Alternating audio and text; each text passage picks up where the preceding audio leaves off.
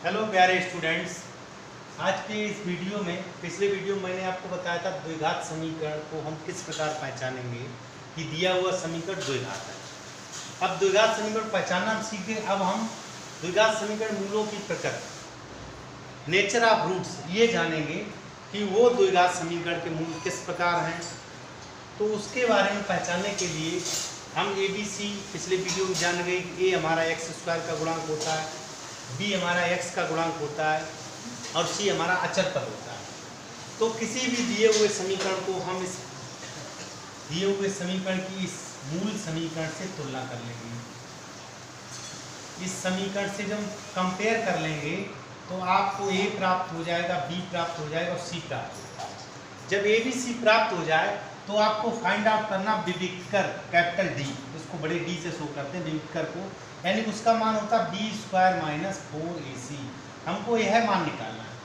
अब किसी भी सवाल में B² - 4AC जब आप निकाल लेंगे तो हो सकता है वो आपका धनात्मक मान है। जैसे आपका धनात्मक मान 1 2 3 4 5 6 7 8 कुछ भी हो सकता है। तो यदि धनात्मक मान में दो शर्तें, देखिए यहाँ पर धनात्मक मान हो या जीरो हो, दोनों में मूल या रूट्स क्या क्या होते हैं वो समझ लो। देखो दोनों में मूल वास्तविक होते हैं। इसमें भी आपका मूल वास्तविक है जब आपका B² - 4AC = 0। अब यहाँ पर थोड़ा सा चेंज है, उसको बहुत ध्यान से समझना। और आपका मूल धनात्मक तो है लेकिन हो सकता हुआ पूर्ण वर्ग हो, आपका हो सकता हुआ पूर्ण वर्ग हो और हो सकता है पूर्ण वर्ग ना हो। तो मान लिया जैसे मूल वास्तविक ये 3 शर्त है, तो सपोज करो ये आपकी पहली शर्त में ये आपका मान लो जैसे पूर्ण वर्ग है, पूर्ण वर्ग, और ये पूर्ण वर्ग नहीं है, पूर्ण वर्ग नहीं। अब इस बात को ध्यान रखना, जैसे पूर्ण वर्ग का मतलब सपोज करो आपका 4 आ जाए, देखिए एक भी पूर्ण वर्ग 1 आ जाए, 4 आ जाए, 9 आ जाए, इस तरह अगर संख्या आई तो मूल वास्तविक तो हैं, लेकिन वास्तविक के साथ साथ परिमेय तथा भिन्न भिन्न, परिमेय तथा भिन्न भिन्न, ये बात हमको ध्यान रखनी है।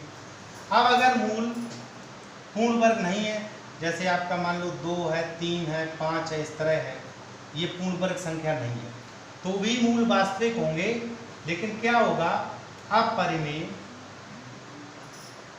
तथा भिन्न भिन्न। ये हमको बहुत ध्यान से समझना है कि थोड़ा सा चेंज हो गया। देखिए मूल वास्तविक तो आपका धनात्मक मान आ जाए तब भी है, 0 आ जाए तब भी है। शर्तें चेंज कहाँ पे होती हैं, अगर इन पूर्ण वर्ग यानी कि वो जो मान हमको प्राप्त हुआ, विविक्तर का मान प्राप्त हुआ, वह पूर्ण वर्ग संख्या है, 1 है, 4 है, 9 है, 16 है, 25 है, तो इस तरह में मूल वास्तविक के साथ साथ परिमेय तथा भिन्न भिन्न होंगी। अगर वही संख्या पूर्ण वर्ग नहीं है तो मूल वास्तविक तो होंगे पर अपरिमेय तथा भिन्न भिन्न होंगे। बात करते हैं बराबर अगर 0 है, अब जैसे बराबर 0 तब भी मूल वास्तविक है, लेकिन कैसे हैं, समान, जिसको हम बराबर कहते हैं। अब अगर B² - 4AC << 0 मतलब छोटा मान है, छोटा मतलब 0 से छोटा मतलब ऋणात्मक मान, अगर ऋणात्मक जैसे ऋण 1 ऋण 2 ऋण 3 आ गया तो उसके मूल अधिकल्पित हैं, काल्पनिक हैं, काल्पनिक कह लो या अधिकल्पित हैं, अधिकल्पित। तो ये हम नेचर ऑफ रूट्स, मूलों की प्रकृति के बारे में इस प्रकार जानेंगे। अब हम आपको कुछ एक दो सवाल देते हैं जिनसे हम पहचानेंगे कि मूल की स्थिति क्या है। तो उसको देखिए बहुत ध्यान से, इन शर्तों को समझिए, और बहुत ही सरल है, केवल आपको ध्यान रखना है थोड़ा सा कि कौन सी शर्त कब लग रही है, और फिर उसी पे आधारित आपको एक दो प्रश्न भी होंगे, उनको भी समझना है। तो देखिए सबसे पहले हमको क्या निकालना होगा, विविक्तर। तो देखिए एक दो क्वेश्चन लेने पर, जैसे मैंने पहला प्रश्न लिया है 2x² + 5x + 3 = 0। दूसरा प्रश्न मैंने लिया है 4x² + 2x + 1/4 = 0।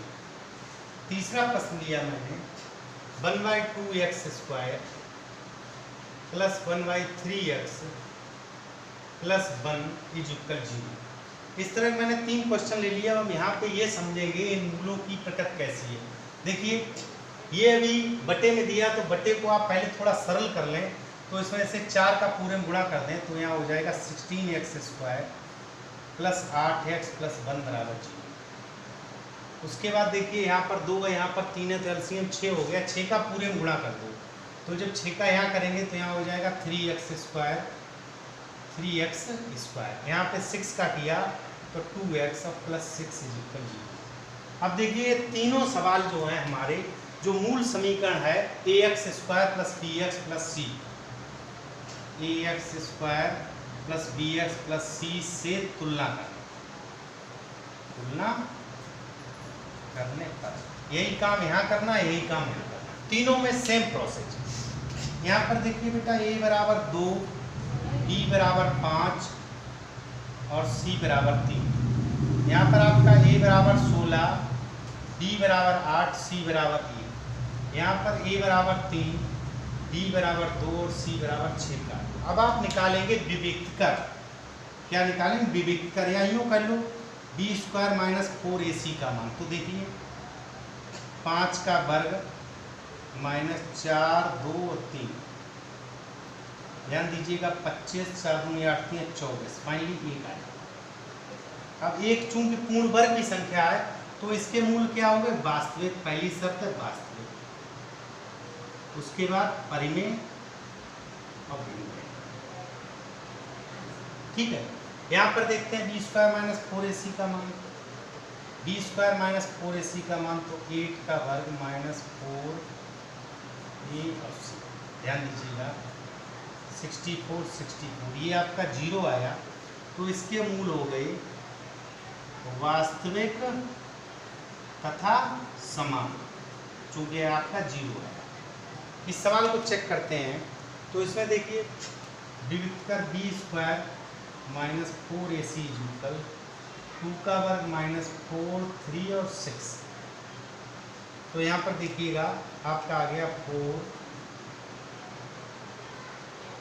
72 माइनस 60, यानी ऋणात्मक मान आया।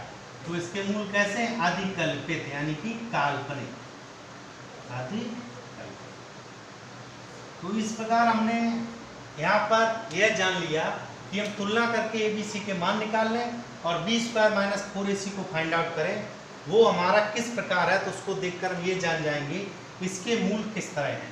और इसी से रिलेटेड आपको प्रश्न परीक्षा में इस प्रकार भी दिया हो सकता है कि आपको किसी उसकी स्पेशल शर्त पर मान निकालना है, तो उसको बहुत ध्यान से समझिएगा। एक क्वेश्चन मैं ले रहा हूँ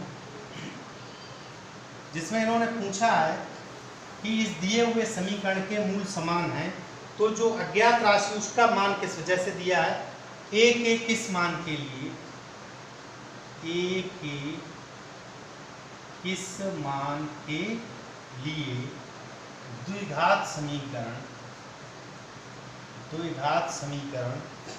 3x² माइनस 12x और प्लस a बराबर 0 के मूल समान हैं, ये हमसे पूछा गया। तो ध्यान दीजिएगा ये जो द्विघात समीकरण है इसके मूल कैसे हैं? समान। तो सबसे पहला काम आप इससे तुलना कर लें, ax² plus bx plus c बराबर 0 से तुलना, कंपेयरिंग विद दिस इक्वेशन।